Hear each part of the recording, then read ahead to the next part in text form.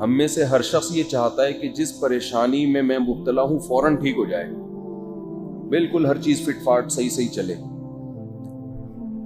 ایسا دنیا میں ہوتا نہیں ہے، یہ کہیں بھی نہیں ہوتا، اور اسی سے انسان پھر ٹینشن میں جاتا ہے۔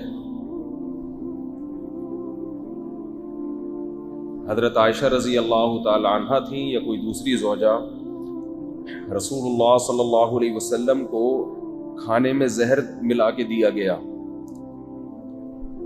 اللہ نے بذریعہ وحی آپ کو اطلاع کر دی، مگر آپ چند نوالے تناول فرما چکے تھے۔ اس سے آپ صلی اللہ علیہ وسلم کی جان تو بچ گئی، زندگی بچ گئی، مگر ہر سال آپ کو اس کی تکلیف ہوتی تھی اس زہر کی وجہ سے، اور اسی زہر کے اثر سے آپ کو آخر عمر میں بخار ہوا، اور اسی میں آپ صلی اللہ علیہ وسلم کا انتقال ہوا۔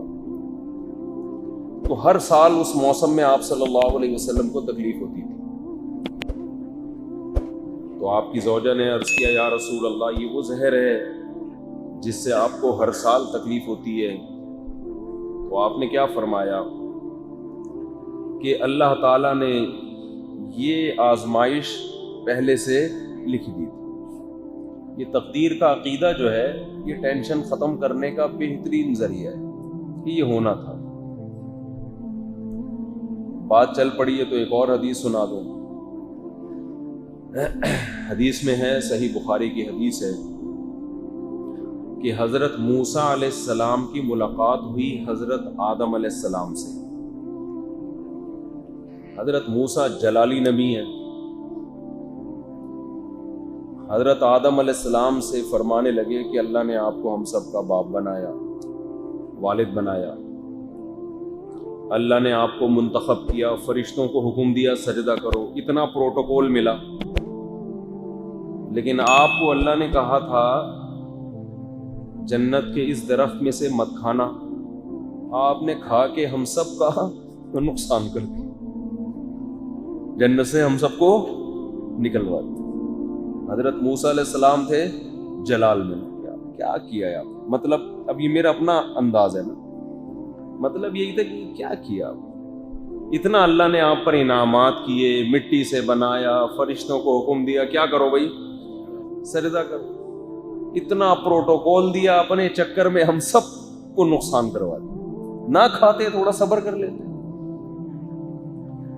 آدم علیہ السلام نے حضرت موسیٰ علیہ السلام سے فرمایا کہ اے موسیٰ، آپ نے یہ واقعہ کہاں پڑھا ہے کہ میں نے جنت میں سے کھا لیا تھا؟ جنت تورات میں لکھا ہوا ہے؟ تو تورات اللہ نے کب لکھی تھی؟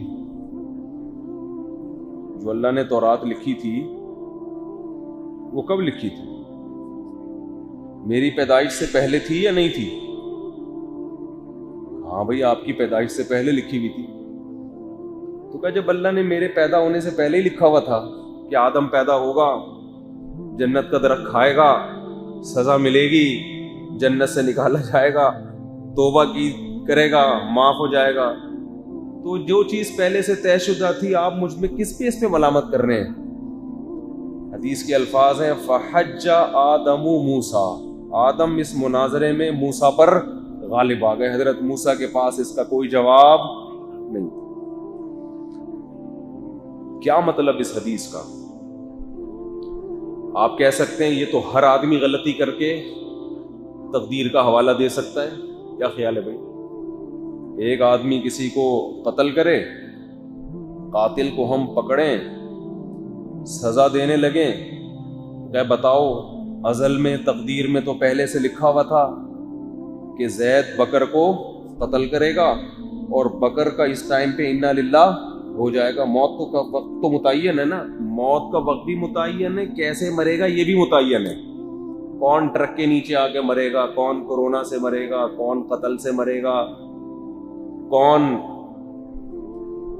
بیوی سے مرے گا، کس کی بیوی شوہر سے مرے گی، یعنی ٹینشن مراد، دونوں ایک دوسرے کو ٹینشن دیتے، تو یہ تو سب پہلے سے کیا ہے۔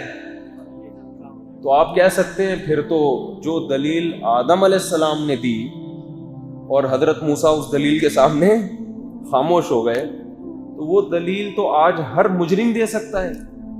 بات آ رہی ہے سمجھ میں؟ اس کا جواب یہ ہے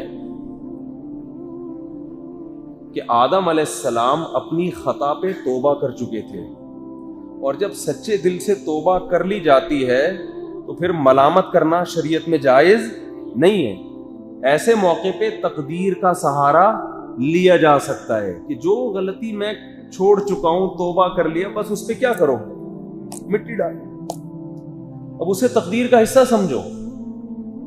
اگر زید یہ کام کرے، بکر کو قتل کرے، اور ہم زید کو پکڑ کے بولیں کہ تو نے بکر کو کیوں مارا، وہ کہے پہلے سے کتاب میں لکھا ہوا تھا تقدیر میں، تو ہم کہیں تو نے کیا وہ کتاب پڑھی تھی ہے بھائی، جس میں لکھا ہوا تھا کہ زید بکر کو قتل کرے گا؟ اگر تجھے پہلے سے تقدیر کا علم تھا، تجھے پہلے سے پتا تھا کہ میں بکر کو قتل کروں گا اتنے بج کے اتنے منٹ پہ، پھر اگر تو نے مار دیا تو ہم تجھے مجبور سمجھیں گے، ہم سمجھیں گے بھائی یہ تو جب لکھا ہوا تجھے معلوم تھا تو نے تو کرنا ہی تھا یہ کام،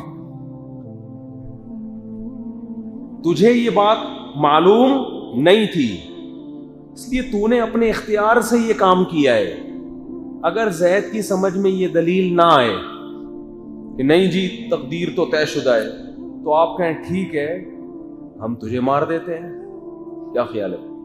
اور ہم بھی مجرم نہیں ہوں گے، اس لیے کہ مارنے کے بعد پتہ چل جائے گا کہ تیری تقدیر میں ہمارے ہاتھوں مرنا لکھا ہوا تھا۔ تقدیر برحق ہے، جو ہے پہلے سے طے شدہ ہے، لیکن آزمائش اس وجہ سے ہے کہ ہم میں سے کسی کو معلوم نہیں ہے، اس لیے ہمیں مکمل اختیارات ہیں۔ یہی وجہ ہے کہ تقدیر میں یہ لکھا ہوتا ہے کہ یہ آدمی جانتے بوجھتے ہوئے مکمل اختیار کے ساتھ یہ کام کرے گا، بغیر کسی جبر اور دباؤ کے۔ یہی بیس ہے جس پر انسان کو سزا ملتی ہے۔ صحابہ نے تقدیر کے بارے میں نبی سے پوچھا نا کہ اگر بیماری اور یعنی ہر چیز متعین ہے تو ہم دعا مانگنے کی کیا ضرورت ہے؟ تو آپ صلی اللہ علیہ وسلم نے فرمایا دعا بھی قدر سے، دعا بھی کس سے؟ تقدیر سے۔ اللہ تعالیٰ نے لکھا ہوتا ہے کہ یہ دعا مانگے گا اور اس کی یہ حاجت میں پوری کر دوں گا۔ اب ہمیں نہیں پتا کہ ہماری تقدیر میں دعا لکھی ہے کہ نہیں لکھی، مانگ کے دیکھ لو پتہ چل جائے گا۔ مانگ لو اس کا مطلب لکھی بھی تھی، نہیں مانگو گے اس کا مطلب یہ آزمائش یہاں سے ہے۔ سمجھ میں آ رہی ہے بات؟ کل میسر لما خلق له، عمل کے ساتھ جوڑا ہے اللہ نے عمل، اور عمل کا ہمیں مکمل اختیار دیا ہے۔ لیکن علماء کہتے ہیں کہ جب آپ سے خدا نخواستہ کوئی گناہ ہو جائے اور آپ سچے دل سے توبہ کر لیں، شیطان پھر بھی آ کے بار بار ٹارچر کرتا ہے، او بھائی تو نے تو غلطی کی کیوں، اس سے مایوسی پھیلتی ہے۔ علماء کہتے ہیں یہاں تقدیر کا سہارا لینا جائز ہے، یہ سوچنا جائز ہے بھائی جو مقدر میں لکھا ہوا تھا ہو گیا، اب اس کو کیا کرو، بھول جاؤ، اس سے تو بچ سکتا ہی نہیں تھا میں اس سے۔ یہ ان لوگوں کے لیے جو سچی اور پکی توبہ کر چکے ہوں، وہ شیطان کے وسوسے کو دور کرنے کے لیے۔ تو آدم علیہ السلام چونکہ سچی توبہ کر چکے تھے، اب موسیٰ علیہ السلام پھر کہہ رہے ہیں ان کو یہ کیا کروا دیا آپ نے؟ تو حضرت آدم نے بڑی زبردست دلیل دی، کیوں؟ اس لیے کہ بھائی میں جب توبہ کر چکا ہوں تو اب مجھ پہ ملامت بنتی نہیں ہے۔ اس لیے دلیل دی کہ آپ نے جس تورات میں پڑھا وہ کب لکھی گئی تھی؟ میری پیدائش سے پہلے تھی یا نہیں تھی؟ ہاں بھائی تھی، تو اس میں لکھا ہوا تھا، اس کا مطلب یہ کیا تھا؟ طے شدہ۔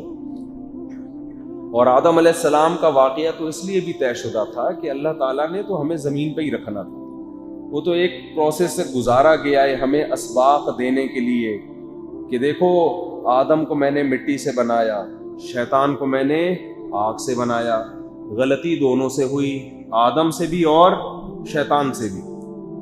دونوں میں فرق کیا ہے؟ شیطان سے کیا غلطی ہوئی تھی؟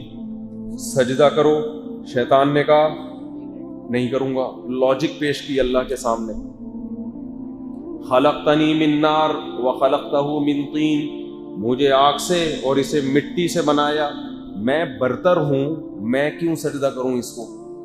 یہ نہیں دیکھ رہا کہ جو مجھے آرڈر دینے والا ہے اگر آگ سے بنایا ہے تو اس نے بنایا ہے نا، میں خود سے تھوڑی بناؤں۔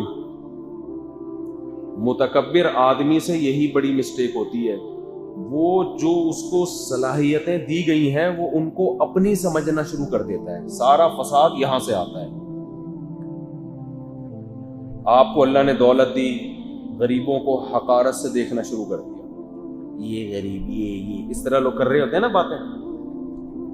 آپ کو اللہ نے عزت دے دی تو اب کم عزت والے لوگوں کو آپ نے حقارت سے دیکھنا شروع۔ صحت دے دی، اب روڈ لائنر بنے ہوئے پھر رہے ہیں جرسیاں پہن کے، جو بیچارے کمزور ہیں ان کو نیچا دکھانے کی کوشش کر، اسپیڈ بریکر دکھا رہے ہیں اپنے، جو باڈی بلڈنگ کے بعد بن جاتے ہیں نا، جو مجھے ذرا بھی پسند نہیں ہے۔ یہ نیچرل باڈی نہیں ہوتی جو باڈی بلڈروں پر یوں یوں کر کے چیزیں نکال رہے ہوتے ہیں نا۔ جم جایا کرو، بس تھوڑا سا فٹ رہو۔ یہ جو فوجی لوگ ہوتے ہیں نا، ان کی باڈی بڑی پرفیکٹ ہوتی ہے۔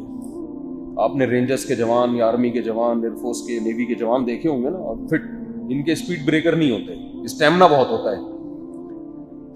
تو یہ ویسے ہی جنرل نالج کے لیے بتا رہا ہوں کہ اسپیڈ بریکر کی فکر مت کرو۔ باڈی میں جو یہ جگہ جگہ نکال رہے ہو نا، یہ کوئی ذرا بھی اچھے نہیں لگ رہے ہوتے کسی شریف آدمی کو، سمجھ رہے ہو؟ شریف آدمی کو اسٹیمنے والا آدمی پسند ہوتا ہے، بھاگ سکتا ہو، دوڑ سکتا ہو، چھلانگیں لگا سکتا ہو، کلابازیاں کھا سکتا ہو، وزن بھی اٹھا سکتا ہو۔ تو اس کے لیے تھوڑا بہت ویٹ بھی اٹھانا پڑتا ہے۔ لیکن یہ جو آج کل سیٹ اپ بن رہا ہے نا، عجیب عجیب سی چیزیں آ رہی ہیں وجود میں۔ سب سے زیادہ حسین اللہ نے محمد صلی اللہ علیہ وسلم کو بنایا تھا۔ آپ کی تو جو سیرت میں ہے اس میں تو اس طرح کی باڈی نہیں آتی جس طرح آج لوگ جس کو اچھی باڈی سمجھتے ہیں۔ تو خیر، تو آپ کی صحت اچھی ہے، کمزوروں پہ ظلم کر رہے ہو آپ۔ اچھا، اس تکبر میں یہ بھی داخل ہے کہ آپ مرد ہو اور عورت کو رسوا کرنا شروع کر دیں۔ یہ بھی لوگ کر رہے ہوتے ہیں کہ بھائی ایک عورت رخصت ہو کے آپ کے گھر آ گئی، کمزور ہے، کوئی پوچھنے والا نہیں ہے، آپ نے اس کے کمزور ہونے کا ناجائز فائدہ اٹھانا شروع کر دیا۔ نہ اس پیسہ خرچ کر رہے ہیں، نہ اسے ٹائم دے رہے ہیں، کیونکہ کوئی اس کا پیچھے پوچھنے والا نہیں ہے، سالے والے ہیں نہیں، آج کل نہیں ہوتے۔ بچے ہی ایک آدھ ہی ہوتا ہے نا، تو سالے کہاں سے ہو گئے؟ تو وہ ایک سالہ ہوتا ہے، وہ اپنی فکر کرے یا وہ بہنوں ہی کو سیدھا کرنے میں ٹائم ویسٹ کرے گا؟ تو یہاں بھی پتہ چلتا ہے جو متواضع انسان ہوتا ہے وہ اللہ کے خوف سے کمزور کا حق ادا بولو کرتا ہے۔